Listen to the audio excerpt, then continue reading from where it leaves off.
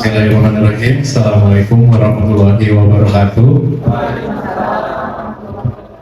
Ya, Bapak Ibu, sebelumnya saya izinkan mohon maaf mengganggu kegiatannya karena kebetulan hari ini kami berdua akan melakukan diseminasi terkait budaya positif. Sebelumnya perkenalkan, nama saya Cep Rahmat, saya biasa dipanggil Kakang. Terus fasilitator saya bernama Ibu Lia dan pengajar praktiknya itu adalah Ibu Novia. Ya baik, Assalamualaikum warahmatullahi wabarakatuh. Perkenalkan, nama saya Resa Novadita, CGB Angkatan 10. Fasil saya Ibu Fauzia dan pengajar praktik saya bernama Ibu Karna. Terima kasih. Ya, nanti fleksibel aja ya Bapak Ibu, takutnya misalnya di kegiatan lain, enggak gitu. Diusahakan tetap di sini kalau bisa. Nah, Bapak Ibu, hari ini saya dengan Ibu Resa akan berkolaborasi terkait dengan penerapan dari budaya positif di sekolah. Saya di sini tidak menggurui Bapak Ibu, hanya sharing aja terkait pembelajaran atau ilmu yang saya peroleh di guru penggerak, dan saya ingin coba untuk menerapkan di sekolah. Nah, ini siapa tahu Bapak Ibu kedepannya akan ada GP-GP berikutnya gitu ya. Nah, di sini saya terlebih dahulu yang akan menjelaskan terkait dengan budaya positif. Nanti akan dilanjutkan oleh Ibu Resa terkait dengan segitiga restitusi dan lain-lain. Ya. Oke. Nah, Bapak Ibu, hari ini saya akan menjelaskan ada sekitar beberapa poin, ada 8 poin. Tapi tidak akan dibahas secara rinci dan lama. Ini saya hanya akan memberikan gambaran terkait dengan budaya positif itu sendiri. Mulai dari perubahan paradigma, nanti ada motivasi perilaku manusia, ini berkaitan dengan motivasi belajar anak di sekolah, dan nanti akan ada di akhir itu segitiga restitusi, yaitu bagaimana cara menghadapi permasalahan-permasalahan yang terjadi di sekolah khususnya guru dan anak. Begitu. Baik, silakan Bu Resa. Nah, Bapak Ibu bisa di-scan dulu ini. Di-scan, ada sedikit pertanyaan, sekitar 3 pertanyaan.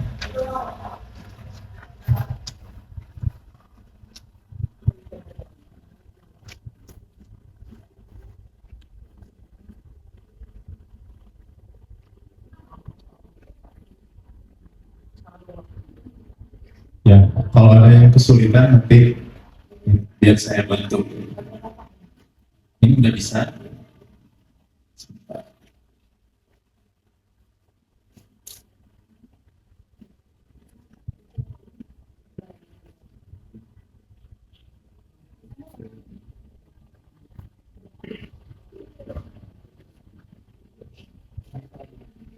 Oh, nggak bisa di-install biasanya.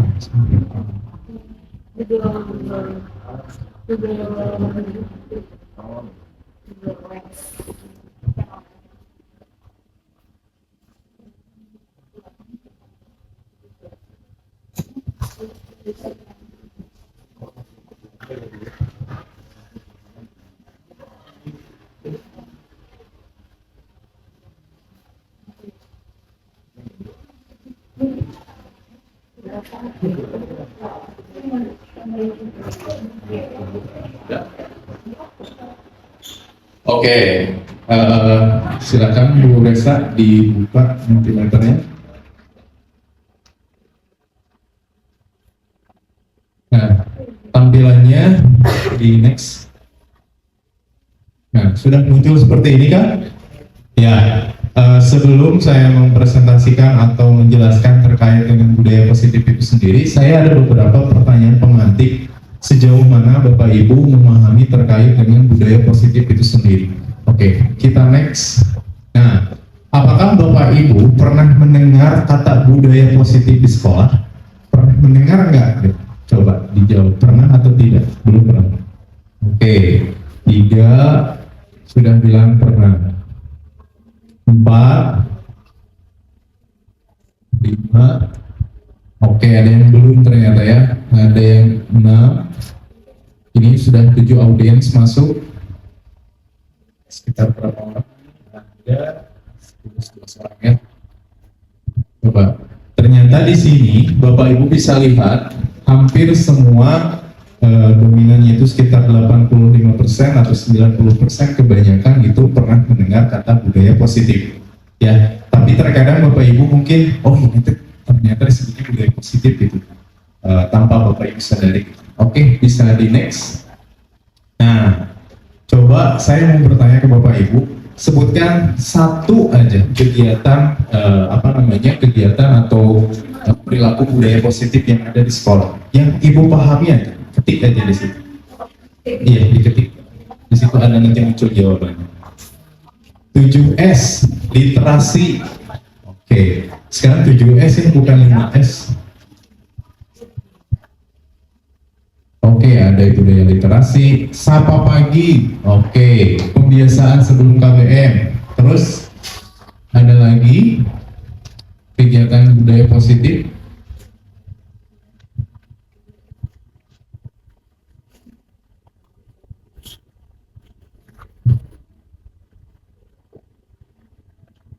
Oke, berdoa sebelum KBM, pembacaan doa, cium tangan terhadap guru, betul. Oke, saya mau nanya di sini yang jawab 7S siapa? Oke, coba 7S itu kayak gimana? Apa aja? Bismillahirrahmanirrahim. Wassalamualaikum warahmatullahi wabarakatuh. Di sini saya kebetulan mewakili 7S, di mana 7 itu senyum, salam, sapa, sopan, dan santun. Oke, jadi itu adalah contoh kegiatan budaya positif, yaitu seperti senyum, sapa, salam. Itu merupakan contoh budaya positif. Terus di sini juga ada literasi, itu betul sekali. Itu budaya literasi untuk meningkatkan pemahaman pelajar. Sapa pagi, terus pembiasan sebelum KBM. Ini adalah contoh-contoh budaya positif yang Bapak Ibu sering lakukan di kelas maupun di sekolah. Jadi intinya, Bapak Ibu itu sudah banyak menerapkan yang namanya budaya positif tanpa Bapak Ibu sadari gitu. Seperti ada anak saling sapa, saling, itu adalah budaya positif. Terus pembiasaan belajar, berdoa dulu sebelum belajar, itu adalah contoh budaya positif. Oke, next Bu Resa. Oke, atur ngomong. Hanya itu aja, silakan. Di next.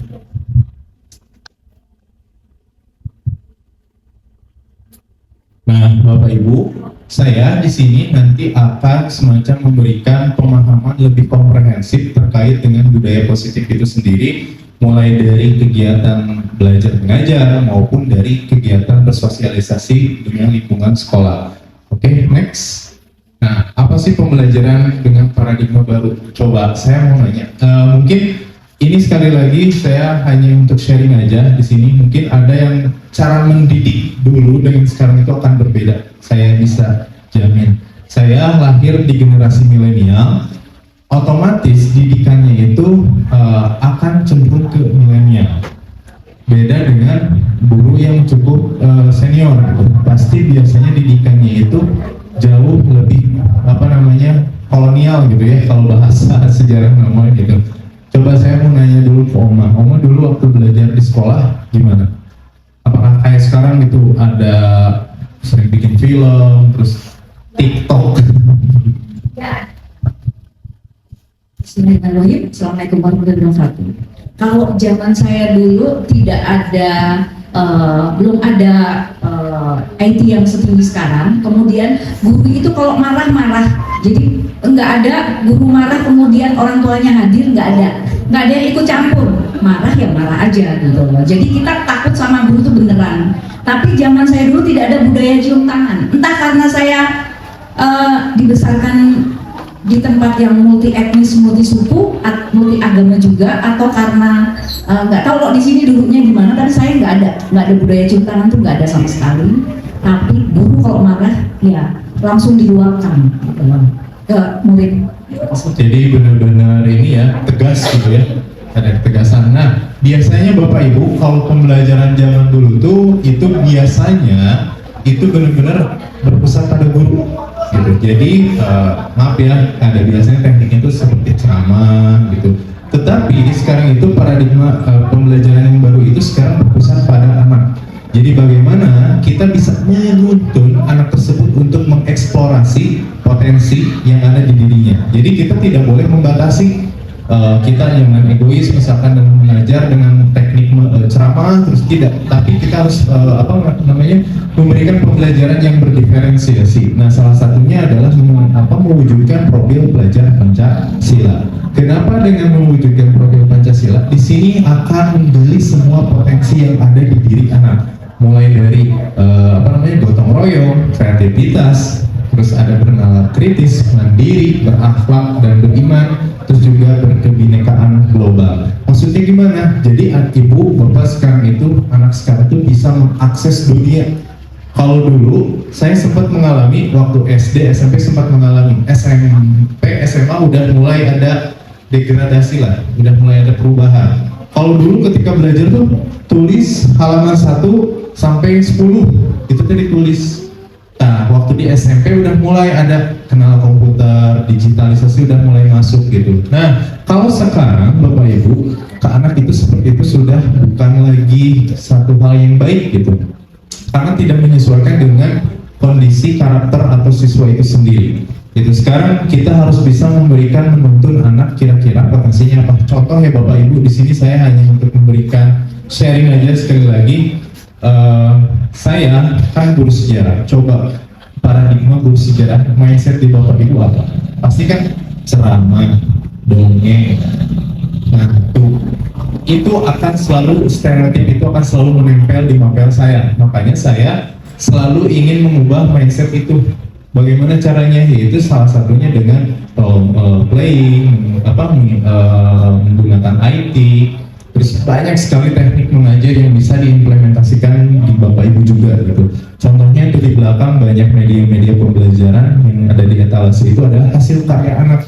Jadi yang saya kira anak tuh, nah itu udah gak paham-paham wae gitu, ternyata mereka tuh punya sisi kecerdasan lain, yaitu sisi kreativitas. Makanya saya kaget ketika melihat di sana anak-anaknya bagus-bagus hasil pembelajarannya. Itu adalah salah satu paradigma pembelajaran baru. Jadi bukan lagi berpusat pada guru, sekarang harus dirubah mindset itu. Jadi sekarang bukan lagi menuntut, tapi menuntun. Gitu ya. Jadi bagaimana anak itu kalau misalkan ada keinginan, kita harus bisa memfasilitasi gitu. Seperti itu ya Bapak Ibu. Bisa dilanjut Bu Resa? Nah, ini adalah contoh penerapan pembelajaran dengan paradigma baru.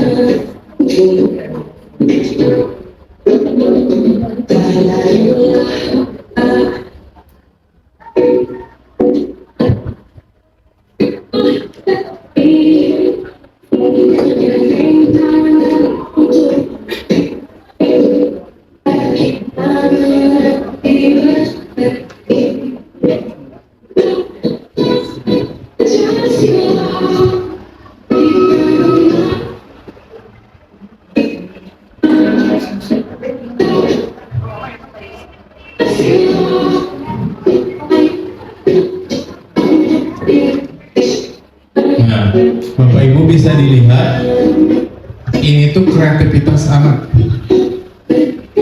Ini baru satu kelas ya, belum seoptimal itu. Ada lagi kelas-kelas lain.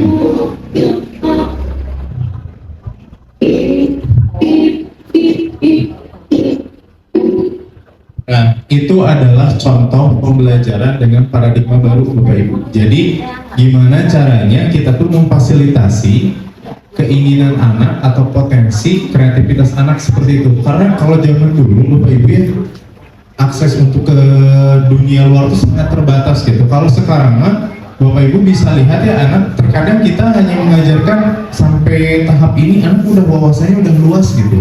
Nah, gimana caranya kita sebagai guru itu bisa mewadahi gitu. Dan saya coba terapkan ketika awal-awal pertama kali saya pindah ke sini, saya juga saya dari Lembang. Ketika ke sini, teknik mengajar saya yang di kelas sebelumnya, di sekolah sebelumnya itu tidak bisa disamakan gitu.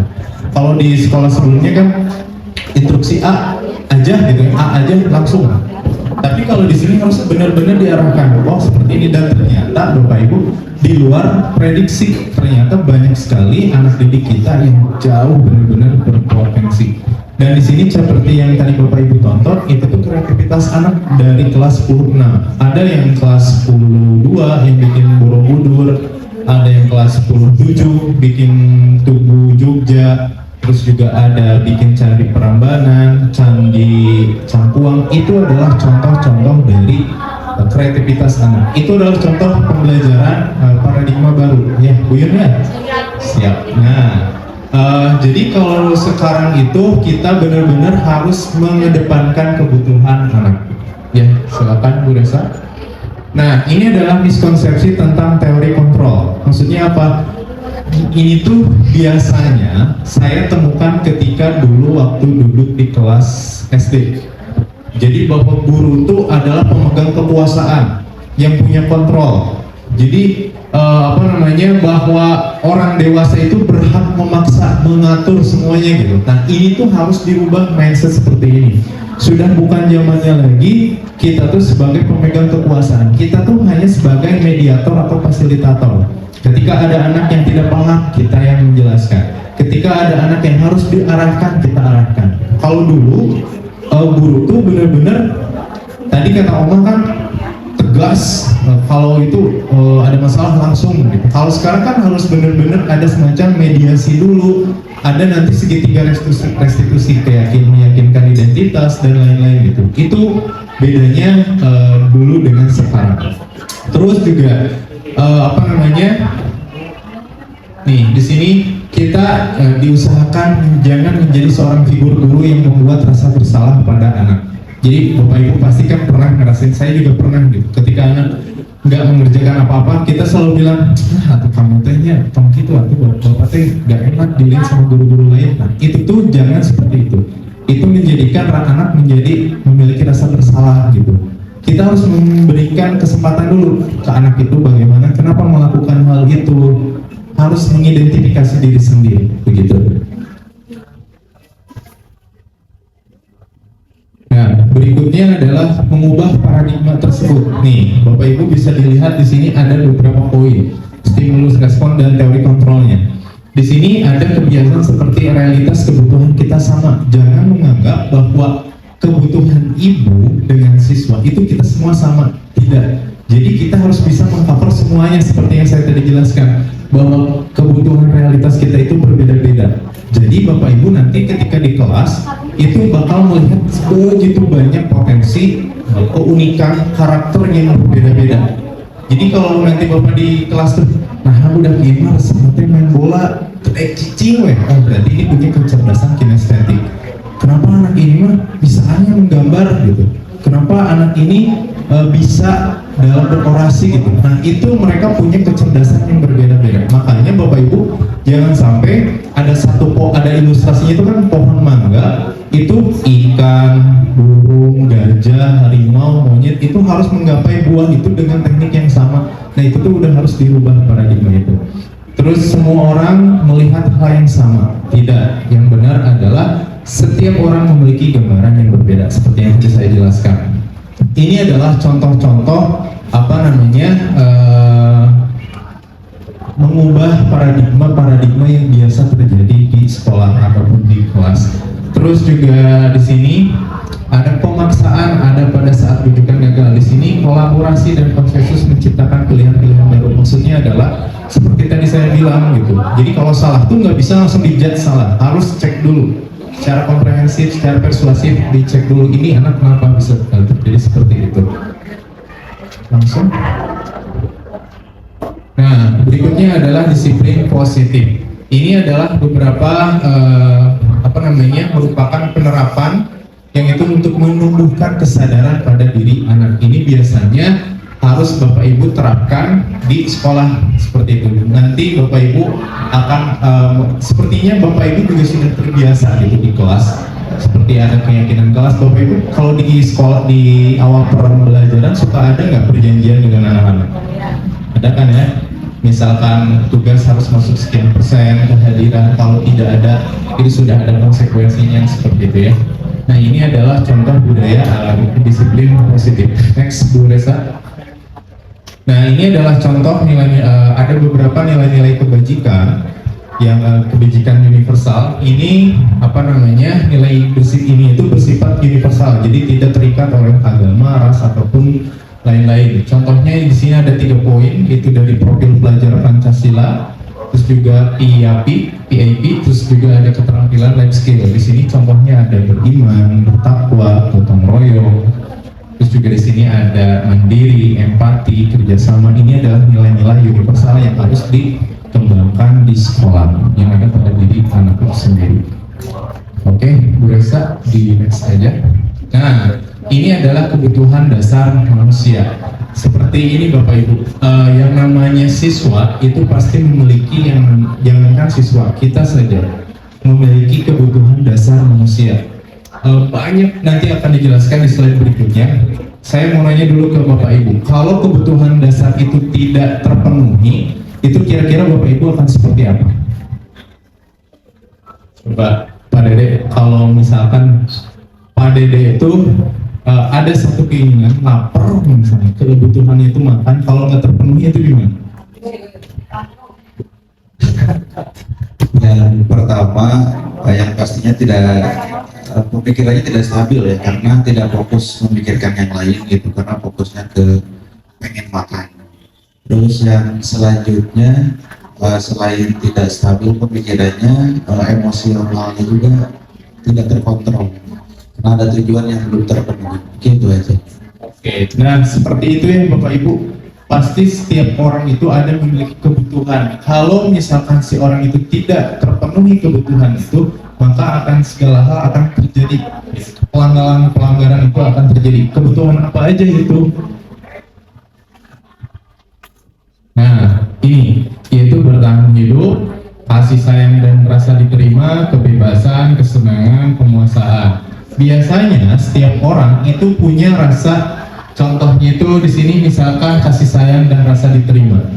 Bapak Ibu ketika, maaf ya mungkin yang baru datang, ketika datang ke sini terus kita memberikan respon yang tidak baik, pasti kan rasanya tidak enak ya Bapak Ibu. Ada rasa ingin diterima, rasa kasih sayang, begitupun dengan siswa. Jadi ketika siswa di kelas, kalau misalkan kehadirannya itu tidak difasilitasi atau tidak diberikan ke rasa kasih sayang, itu pun mereka akan berpengaruh terhadap karakter dari anak didik itu sendiri. Terus di sini ada kebebasan.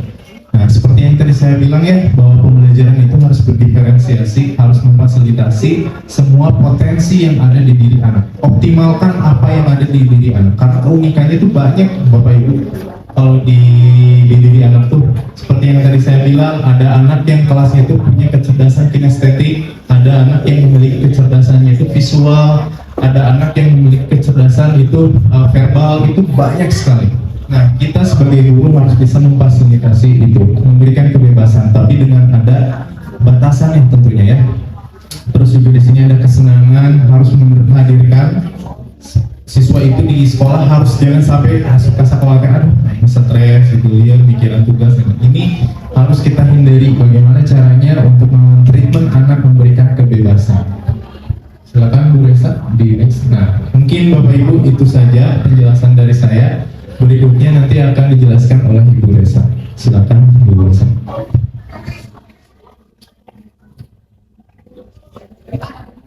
Oke, baik. Assalamualaikum warahmatullahi wabarakatuh. Ya, kita berlanjut. Ini masih terkait dengan budaya positif. Ya, lanjut. Ya, yang kelima ini adalah motivasi perilaku manusia. Jadi setiap manusia itu kita pasti memiliki motivasi tertentu ya untuk melakukan sesuatu, itu pasti ada tujuannya. Ya. Kita mau berangkat ke sekolah itu pasti punya tujuan, punya motivasi. Nah, kita akan lihat motivasi manusia itu ada dari mana aja. Nah, ini ada Yang pertama motivasi ekstrinsik dan motivasi intrinsik. Ekstrinsik berarti dari luar, luar lingkungan ya, berarti dari lingkungan. Kalau intrinsik berarti dari dalam diri anak tersebut.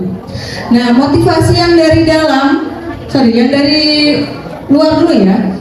Anak itu bisa memiliki motivasi dari luar untuk menghindari hukuman atau ketidaknyamanan.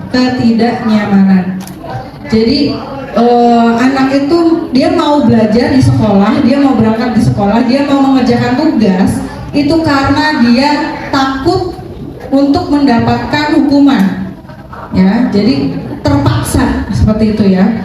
Kemudian yang kedua itu yang motivasi ekstrinsik untuk mendapatkan imbalan atau penghargaan, jadi dapat hadiah.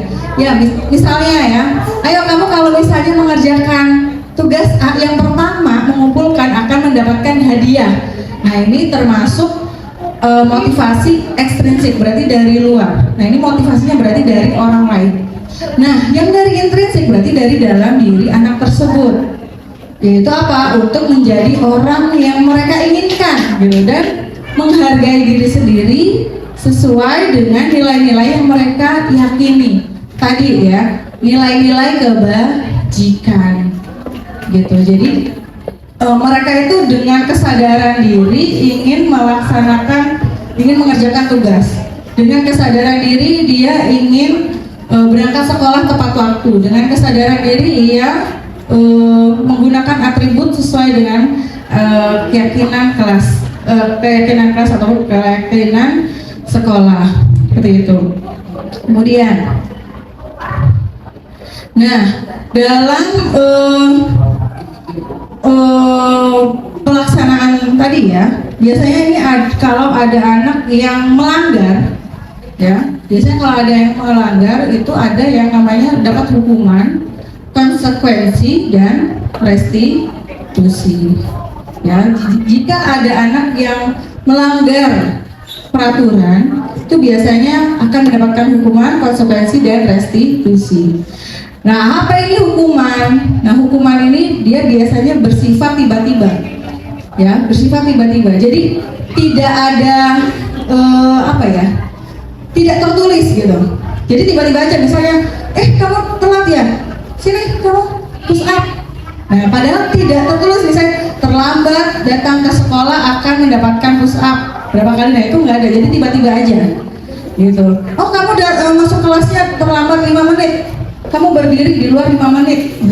Itu tanpa ada kesepakatan, jadi tiba-tiba refleks gitu ya. Murid tidak tahu apa yang akan terjadi atau tidak dilibatkan.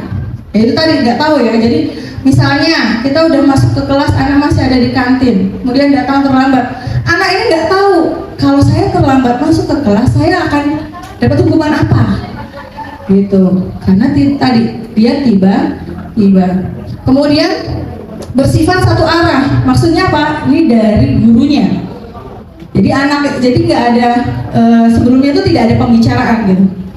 Jadi ya udah terserah guru gitu ya, mau dikasih hukuman apa. Kemudian hukuman ini biasanya berupa fisik atau psikis. Fisik ya tadi ya, seperti lari, berdiri, kemudian push up dan lain-lain. Kemudian kalau psikis itu biasanya berupa kata-kata. Kamu lagi yang telat. Bosan banget sih kamu terus. Kapan kamu berubah? Ya gitu ya. Biasanya dengan kata-kata yang seperti itu. Bosan saya melihat kamu terlambat terus. Nah, gitu ya. Kemudian kalau konsekuensi, nah ini kalau konsekuensi dia ini terencana. Ya, jadi sudah direncanakan, sudah dibuat dan disepakati sesuai peraturan. Jadi dibicarakan dulu dengan anak-anak sebelum belajar, misalnya ketika awal pembelajaran. Kalau terlambat nanti ini ya, gitu ya, konsekuensinya nanti belajarnya lebih lama. Kamu telat 15 menit, maka belajarnya nanti lebih lama, tambahan 15 menit lagi, gitu, karena kamu datang terlambat, seperti itu. Kemudian murid tetap dibuat tidak nyaman, tapi dalam jangka waktu pendek. Tetap nggak nyaman ya, gitu. jadinya tambah lama saya belajarnya gitu kan, jadi nggak nyaman. Tapi cuma saat itu saja gitu ya. Kemudian sikap harus selalu memonitor murid, jadi kita harus terus memantau perubahan atau tidak. Tuh, ini konsekuensi. Jadi perbedaan hukuman dan konsekuensi itu berbedanya itu penanganannya ya. Jadi kalau konsekuensi itu dilibatkan, kita bicarakan dulu di awal, disepakati bersama-sama. Kalau hukuman itu tidak ada kesepakatan, ya udah tiba-tiba aja gitu. Kemudian, nah dalam budaya positif di sini kita itu diperkenalkan dengan restitusi. Ketika ada seorang anak yang mengalami permasalahan, maka kita melakukan restitusi. Restitusi itu apa?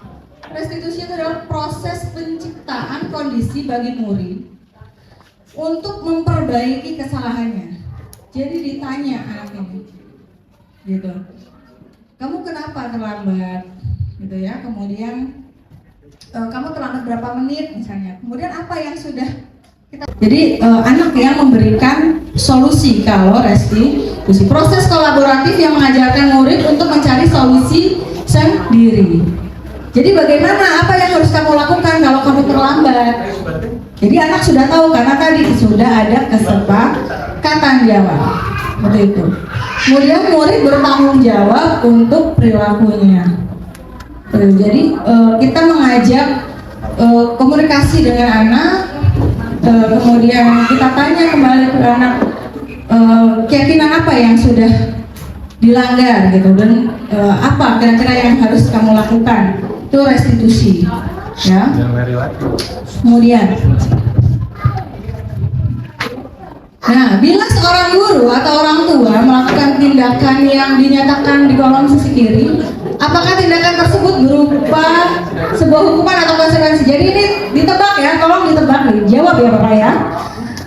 Mencatat 100 kali di dalam buku kalimat, di dalam buku kalimat itu saya tidak akan terlambat lagi ya, karena terlambat sekolah. Jadi siswa disuruh nulis saya berjanji tidak akan terlambat lagi. Ini kira-kira hukuman atau konsekuensi? Mungkin bisa Bapak?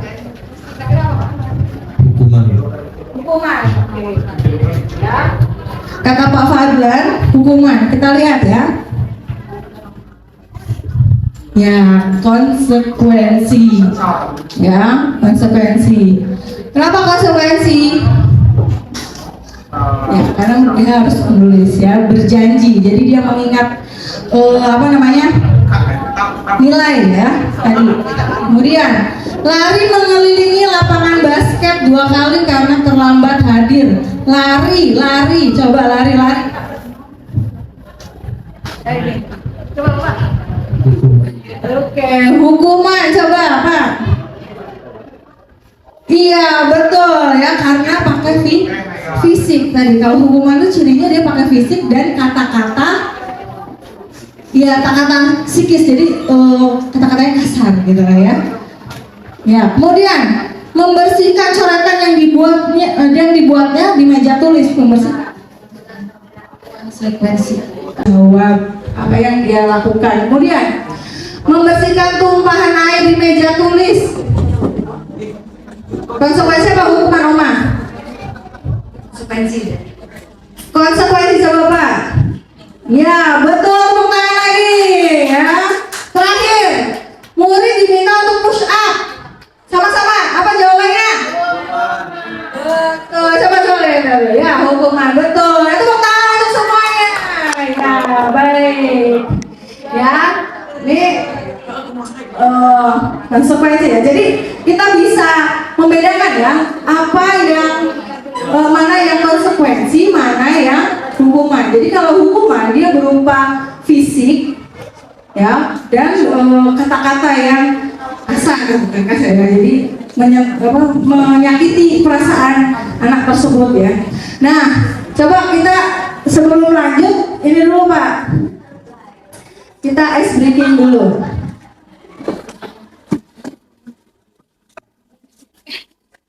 Ya, baik. Sedikit ini ya, kita melemaskan otot dulu ini. Nah, mari ini SBG-nya kita menyanyi dan bergerak sedikit ya. Marina menari dan menara. Coba berdiri dulu Bapak, Ibu. Sini ada yang di sini, ada yang di tengah. Ya, soalnya ada ini ya.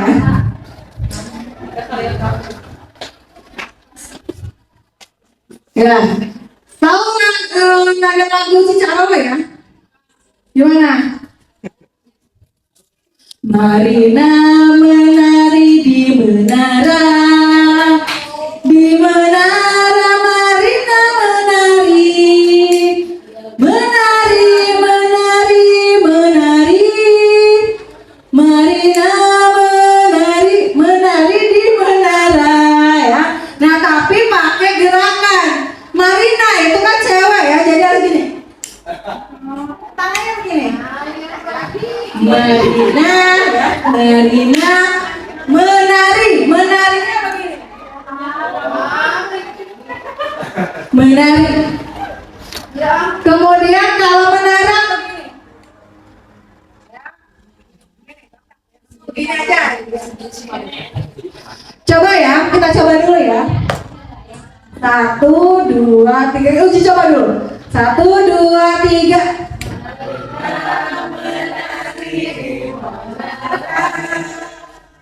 Di mana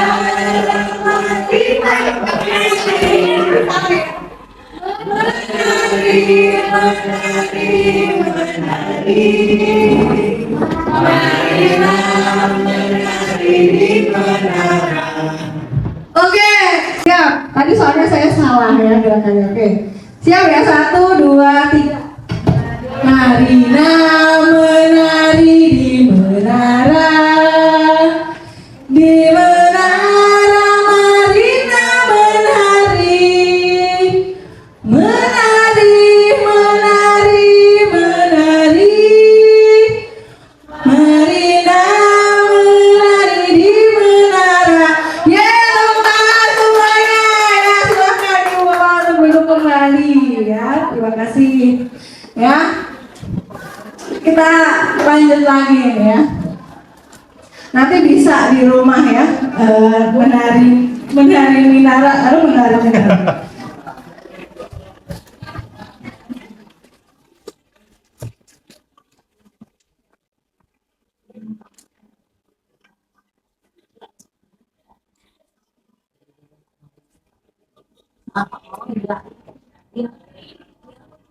Ya, baik. Ini yang budaya positif yang keenam ya, yaitu 5 posisi kontrol sebagai seorang guru. Nah, kita tadi sudah ada motivasi seorang murid ya, ada motivasi intrinsik dan ekstrinsik.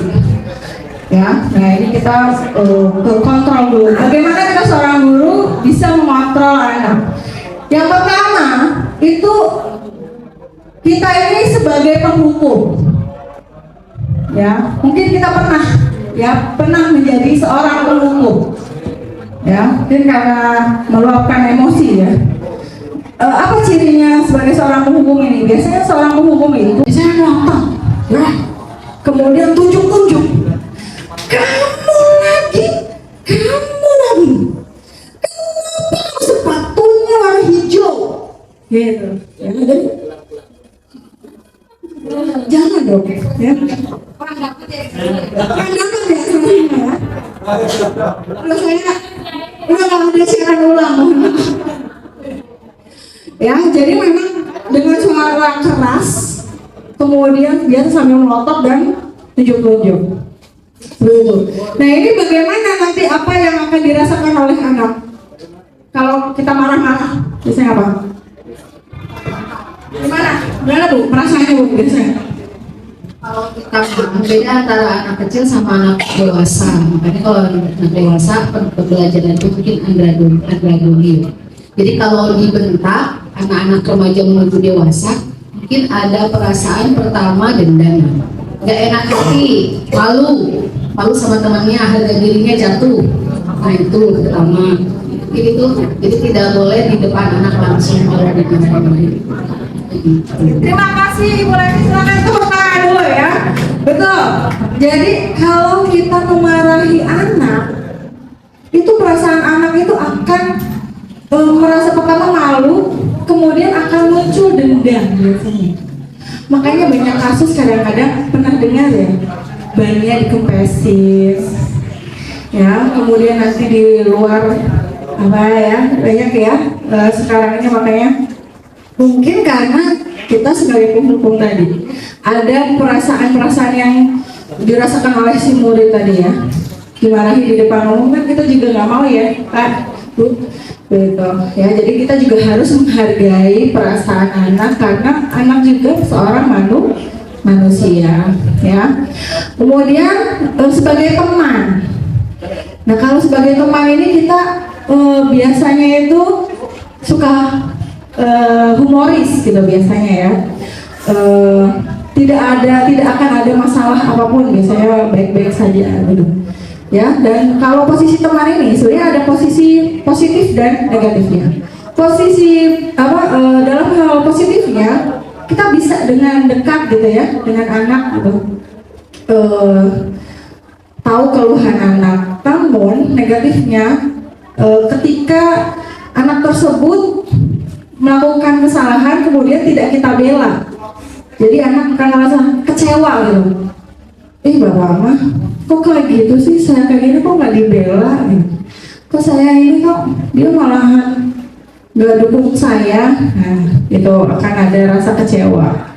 Jadi kita mungkin harus bisa membatasi kapan saat kita jadi teman, kapan kita jadi seorang mungkin nanti bisa pemantau atau manajer yang lebih baiknya. Kemudian ketiga yaitu sebagai pemantau.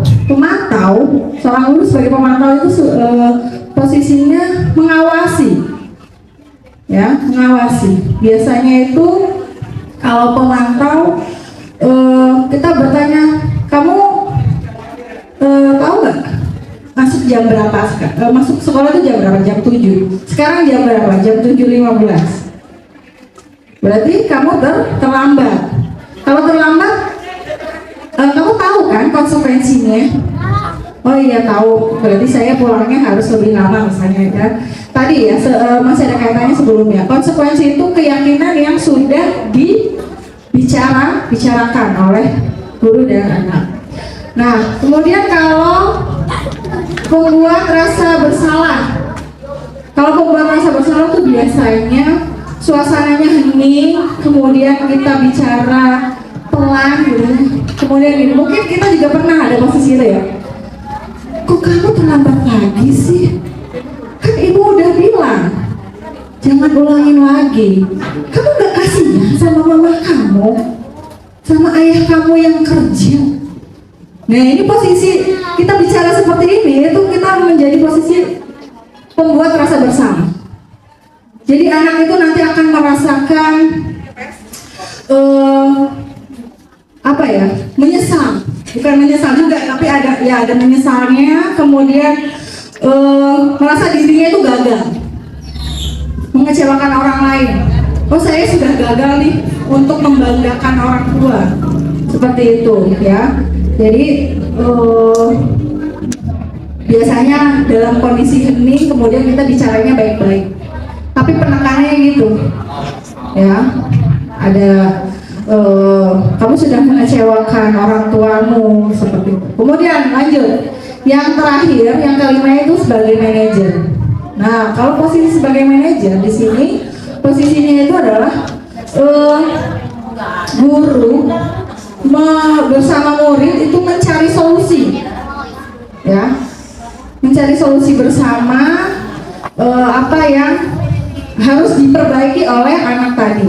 Jadi kita itu membimbing anak tersebut untuk menemukan solusinya. Jadi nggak pakai marah-marah lagi. Jadi ditanya, kalau kamu tadi berantem sama si A, terus kira-kira apa yang harus kamu lakukan? Gitu. Menurut kamu bagaimana? Kamu mukul itu baik atau tidak? Sesuai tidak dengan nilai-nilai kebajikan, gitu, atau keyakinan kamu? Nah, jadi membimbing anak untuk menemukan solusinya dan bertanggung jawab. Jadi kita yang sebagai membimbing aja, gitu, menuntun dan menemukan, biarkan mereka menemukan solusinya sendiri. Kalau dikaitkan dengan yang tadi, ada hukuman, konsekuensi, dan restitusi. Berarti kalau manajer ini ada di posisi restitusi. Kita ini sebagai membimbing saja anak-anak mencari solusi bersama. Kemudian, nah ini ada contoh penerapan lingkup posisi kontrol. Kasusnya itu adalah siswa datang terlambat ke sekolah. Kalau kita sebagai posisi penghukum, pasti kita akan berusaha. Sana kamu keliling ke lapangan, ya, keliling ke lapangan dulu 15 kali. Ya, nah itu sebagai hukum. Kemudian membuat rasa bersalah. Ya, sudah berapa kali Bapak Ibu ingatkan, ya, kenapa kamu membuat Ibu kecewa? Kenapa diulangi lagi? Kamu udah dikasih tahu, kamu nggak kasihan? Ya itu seperti itu ya, betul Bu Yuni. Jadi kita membuat anak itu benar-benar merasa bersalah, gitu, sedih, gitu ya. Nah kemudian pemantau. Nah kalau pemantau kan tadi cuma melihat saja ya. Kamu sudah melanggar aturan sekolah, ya. Kamu tahu apa konsekuensinya? Jadi ditanyakan konsekuensinya. Kalau pemantau ditanya konsekuensinya, kamu tahu konsekuensinya kan? Oh iya Bu. Ya udah, nanti kamu laksanakan ya. Nah, posisi pemantau ini paling tinggal menuliskan dan membuat checklist, daftar checklist. Dia sudah melakukan konsekuensi atau belum. Kemudian teman, kali ini Bapak maafkan kamu, tapi besok jangan diulangi lagi ya. Kali ini saya memaafkan kamu karena sebagai teman, gitu ya. Kemudian manajer, apakah kamu tahu kesalahan yang sudah kamu lakukan? Bagaimana cara kamu memperbaiki? Misalnya terlambat, iya Bu saya terlambat. Kamu tahu, kamu sudah tahu apa yang harus kamu perbaiki? Dan nanti si anak akan menjawab, iya Bu saya akan bangunnya lebih pagi lagi, mungkin akan menyalakan alarm dan lain sebagainya. Atau tidak akan tidur lagi setelah sholat subuh dan lain sebagainya. Seperti itu ya. Lanjut. Nah ini pertanyaan juga. Posisi kontrol, apakah aku ya? Terlambat lagi. Kapan bisa datang tepat waktu? Kira-kira apa, Bu Fit? Itu yang pertama ya. Apa? Ada penghukum, pemantau,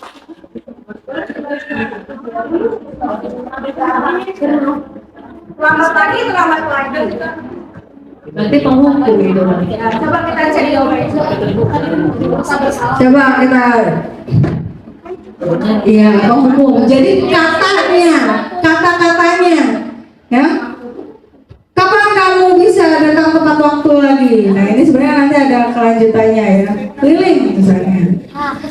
Ya, kemudian berikutnya, ayo bantulah demi Bapak. Ayo bantulah. Bantulah. Teman. Betul ya, coba cek dulu ya, betul teman. Ayolah bantuin. Apa udah kenal atau gimana gitu ya. Kemudian gimana coba kalau orang tua kamu tahu ya. Gimana coba kalau orang tua kamu tahu kamu sudah terlambat terus, apa begini? Pak Dede maaf dibalikin ini. Membuat rasa salah. Betul ya, coba. Pembuat rasa bersalah, tepuk tangan dulu kamu ini ya. Karena apa kamu? Kalau orang tua kamu tahu gimana, gitu ya. Kemudian, iya, jadi kamu terlambat. Kira-kira bagaimana kamu akan memperbaiki masalah ini?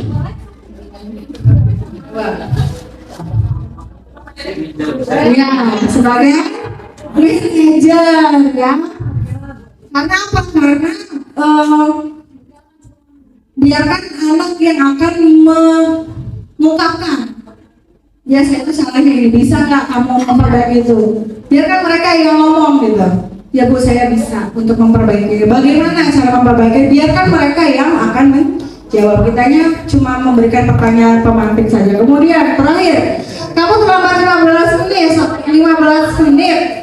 Apakah kamu sudah mengerti konsekuensi yang harus dilakukan bila terlambat? Apa Bu Yuni? Pemantau. Coba Pak De. Betul lagi.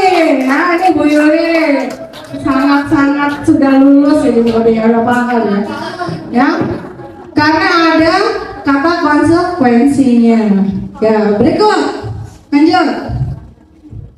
Nah, yang ketujuh ini adalah keyakinan kelas.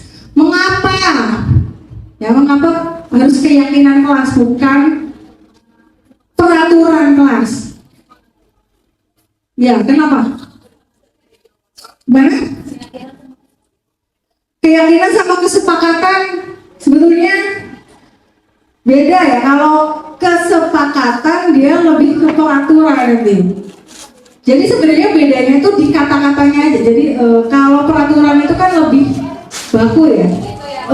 Kata-katanya itu tegas.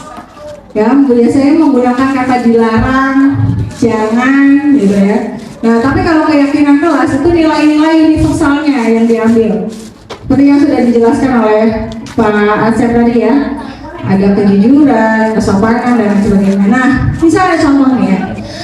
Kalau kita naik motor, kenapa kita harus pakai helm? Kan peraturannya kan kalau naik motor kita harus melengkapi kelengkapan helm gitu ya. Kemudian surat-surat dan lain-lain. Kenapa kita tuh disuruh pakai helm? Kenapa? Supaya apa? Supaya selamat. Nah, keselamatan ini merupakan nilai kebajikan. Ya, sama seperti ini. Mengapa kita memiliki peraturan tentang protokol kesehatan waktu COVID kemarin? Pakai masker dan cuci tangan. Kenapa? Kemudian kita melakukan itu dengan kesadaran diri. Karena untuk menjaga kesehatan dan keselamatan. Nah, kesehatan dan keselamatan ini merupakan nilai-nilai kebajikan. Nah, inilah yang akan ditulis itu dari nilai-nilainya tadi. Berarti yang itu adalah keselamatan, kenyamanan, keamanan, kejujuran, seperti itu. Misalnya kalau dalam kalimat peraturan itu misalnya tidak boleh merokok atau dilarang merokok, berarti nilai apa yang dicari, yang didapat? Kesehatan juga, ya kan? Nah, berarti yang itu adalah kesehatan. Jadi kata-katanya itu lebih umum kalau keyakinan, jadi bisa melingkup ke semuanya. Seperti itu, ya. Jadi kalau peraturan itu dia lebih baku, gitu ya, kata-katanya. Kalau keyakinan itu kata-katanya lebih abstrak. Lanjut Pak. Nah, dalam pembentukan keyakinan kelas, ya, ini tadi kan bersifat abstrak ya daripada peraturan yang lebih terinci. Kemudian keyakinan kelas berupa pernyataan-pernyataan universal tadi, kejujuran, kesopanan, keselamatan, keamanan, kenyamanan. Kemudian keyakinan kelas hendaknya tidak terlalu banyak, jadi supaya mudah diingat. Dia cukup 5 gitu. Jadi diharapkan untuk menciptakan lingkungan yang positif atau budaya positif di mana anak-anak ini akan merasa nyaman dan aman serta bahagia di sekolah, itu betah. Maka kita diusahakan untuk wali kelas ya, atau guru yang bukan wali kelas pun bisa memandu di kelas yang diajarnya. Ditanyakan sudah membuat keyakinan kelas belum, kemudian dipandu, tidak apa-apa. Jadi diskusikan kepada anak, kira-kira kelas ini misalnya kelas 10-1, kira-kira kalian mau ingin ada keyakinan kelas, pengen kelas tuh pengen diciptakan seperti apa sih? Suasananya pengen kayak apa? Nah, biarkan anak-anak untuk mencurahkan apa yang mereka inginkan. Misalnya ditulis ingin saling menghormati misalnya, atau tidak boleh terlambat. Kemudian nanti ada lagi misalnya kalau minjam sesuatu dikembalikan. Nah, itu kan masih kata-kata ini ya, kata-kata sendiri. Nah, kemudian nanti kalau sudah dikumpulkan semua satu kelas ini, kita buat nilai-nilai keyakinannya, gitu. Ya, misalnya kalau tidak boleh terlambat masuk kelas, berarti harus apa ini sih? Disiplin. Kemudian harus bertanggung jawab tadi. Kalau pinjam pulpen tolong dikembalikan. Nah, berarti apa? Tanggung jawab. Nah, nanti apa lagi? Gitu. Jadi kita gurunya itu akan dari kata-kata mereka yang berupa peraturan gitu ya, misalnya atau keinginan itu diwujudkan dalam kalimat atau kata-kata nilai-nilai kebajikan. Kemudian setelah setelah sudah disepakati, baru kemudian ditempel di kelas masing-masing. Sudah sepakat apa ya keyakinan yang diinginkan, baru nanti ditempel di kelas. Nah, ini nanti ketika ada permasalahan di kelas, apakah ada anak yang mencontek, apakah ada anak yang terlambat dan sebagainya, kita bisa merestitusi sebagai manajer. Jadi posisi kita nanti, posisi gurunya itu sebagai manajer yang akan merestitusi, mengajak bicara siswanya untuk mencari solusi gitu. Biarkan anak yang akan menjawab sendiri solusinya apa, sesuai dengan keyakinan kesepakatan tadi. Kemudian ini Pak, ya yang terakhir ya, ini segitiga restitusi tadi ya. Ketika kita menghadapi anak yang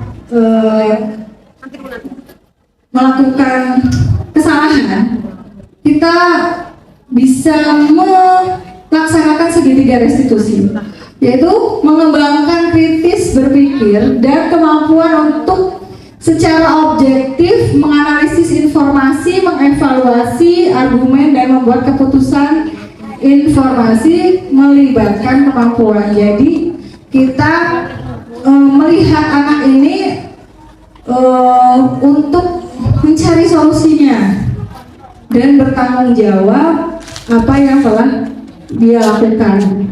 Nah, apa langkah-langkah segitiga restitusi itu? Bawa. Ya, next ya. Yang pertama yang harus kita lakukan adalah menstabilkan identitas. Ini berdasarkan prinsip membuat kesalahan adalah bagian dari pembelajaran.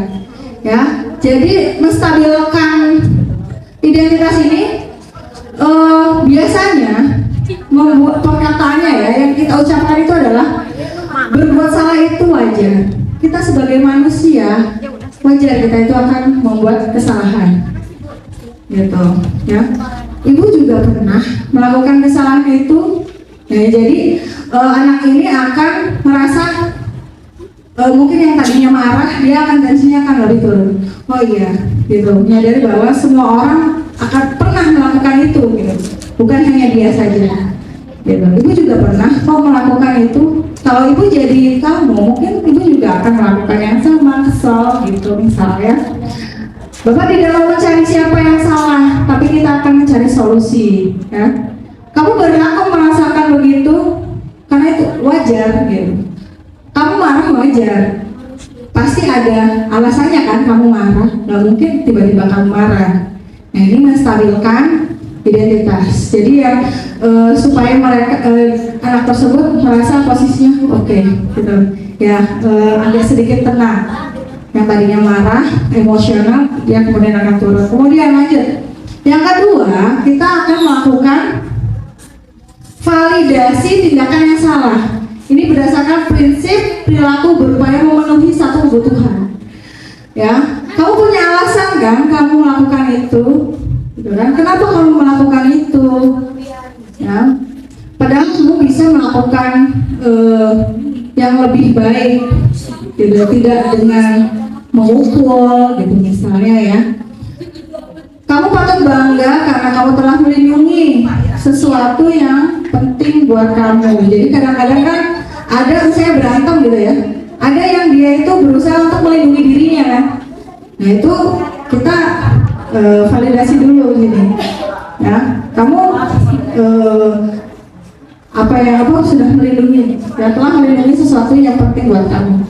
Kamu melakukan karena kamu mempertahankan sesuatu yang penting bagimu. Nah ini memvalidasi tindakan yang salah. Nah ya, kemudian biarkan mereka tanyakan kira-kira keyakinan apa yang sudah dilanggar gitu. Misalnya dia melanggar, oh ya Bu, saya melanggar karena tidak menghormati orang lain gitu ya. Jadi biarkan mereka untuk menjawab sendiri, jangan kita yang menjawab ya. Kemudian lanjut menanyakan keyakinan. Nah, tadi ya, apa keyakinan kelas kita ya, apa yang telah kita sepakati nilai-nilainya gitu ya, apa yang sudah dilanggar. Kemudian seperti apa gambaran kelas yang ideal menurut kamu. Jadi apa yang harus kamu lakukan kalau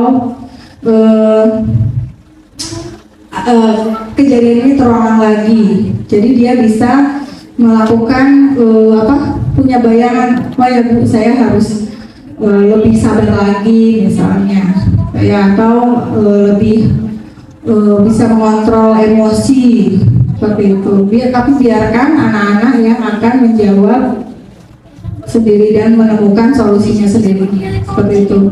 Nah, jadi ada 3 tahap dalam melakukan restitusi ya, yang disebut dengan segitiga restitusi. Yang pertama itu tadi menstabilkan identitas, kemudian yang kedua memvalidasi kesalahan, ya, kemudian yang ketiga menanyakan keyakinan. Jadi ada 3. Jadi kalau dirunutkan dari depan ya, untuk membentuk suatu budaya positif itu kita harus berpihak pada murid, kemudian kita posisi kontrolnya sebagai manajer ya, kemudian kita melakukan restitusi dengan membuat keyakinan kelas. Kemudian, nah ini contoh penerapan segitiga restitusi ya.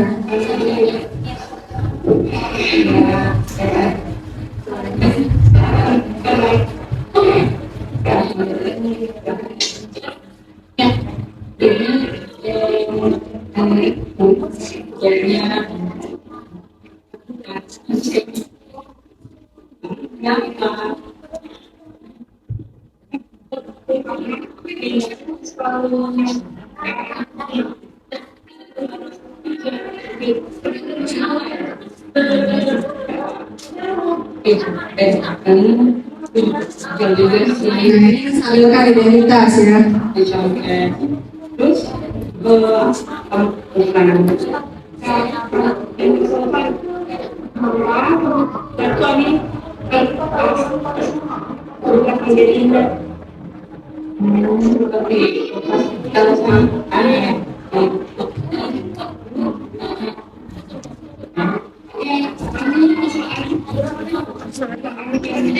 Ya, jadi ini saya sedang merestitusi siswa yang marah-marah di kelas karena tugasnya itu dicontekin terus. Jadi dia kesel sampai ngebrak meja temennya itu dan dengan kata-kata kasar. Ya, kemudian saya panggil anak ini, ya saya panggil, kenapa gitu? Ibu dengar katanya kamu ada masalah sama si Dinda gitu ya. Kemudian dia menceritakan, ya Bu. Kemudian kenapa kamu melakukan itu? Ya kan? Oh, ibu juga kalau misalnya jadi kamu mungkin ibu juga sama ya, kesel dari karena kamu yang kerja, gitu ya, kamu yang capek, tapi teman kamu juga enak-enaknya gitu ya, dapat enaknya aja lah. Kemudian saya tanya lagi gitu kan, keyakinan apa yang sudah kamu langgar? Ini dia menjawab keyakinan yang dilanggar itu adalah menghormati temannya karena dia sudah berkata kasar. Dan saya tanya terakhir, lalu apa yang kamu siap nggak memperbaiki ini? Kira-kira apa yang harus kamu lakukan? Dan dia menyadari bahwa harusnya saya lebih sabar Bu, gitu. Dan kemudian kalau misalnya ada sesuatu seperti ini lagi, mungkin saya akan langsung bilang sama wali kelas atau guru mapel yang bersangkutan, gitu, biar nanti ditindak sama gurunya. Nah ini jawaban yang oleh anak jawab sendiri gitu ya. Jadi kita cuma membimbing dengan perkataan-perkataan. Pertanyaan restitusi ini masih banyak sekali yang perlu dikoreksi. Memang mungkin terlihat kaku atau mungkin pertanyaannya juga masih bolak-balik gitu ya, belum rileks gitu, belum natural, kita masih sama-sama belajar. Nah, saya ingin mengajak juga dengan ibu bapak untuk melakukan segitiga restitusi ini gitu kepada anak-anak kita ketika anak-anak kita itu melakukan kesalahan gitu. Jadi mari kita sama-sama melakukan restitusi, kita memposisikan diri sebagai manajer. Kemudian lanjut. Nah, ini kesimpulan. Melalui penerapan program budaya positif, hendaknya guru memiliki standar kepribadian, profesional, dan sosial yang baik, di mana guru mampu merefleksi dirinya dalam posisi kontrol. Begitu ya. Jadi kita harus untuk menciptakan budaya positif, tadi kita bisa memposisikan kita kontrol diri sebagai manajer dan bisa melakukan restitusi. Selain itu, yang lebih utama lagi adalah apa? Membuat keyakinan kelas dan menyadarkan, membuat mereka disiplin positif. Disiplin positif ini kan dia sadar akan kewajibannya gitu, tanpa paksaan dari luar. Dia akan tumbuh dari dirinya sendiri, seperti itu. Ya mungkin itu saja Bapak Ibu sekalian. Di sini saya dan Pak Acep bukan ingin menggurui tadi ya, tapi ingin mengajak bersama-sama. Masih banyak PR kita di SMA Negeri 1 Cagak untuk terus mewujudkan lingkungan yang positif, berbudaya positif. Mari kita sama-sama belajar. Dan itu saja, terima kasih. Assalamualaikum warahmatullahi wabarakatuh. Bapak Ibu, terima kasih banyak sudah menyaksikan kegiatan diseminasi dari kami berdua. Mohon maaf apabila ada yang masih kurang dan masih banyak yang belum paham, itu nanti kita bisa sharing diskusi di lain tempat. Terima kasih. Assalamualaikum warahmatullahi wabarakatuh.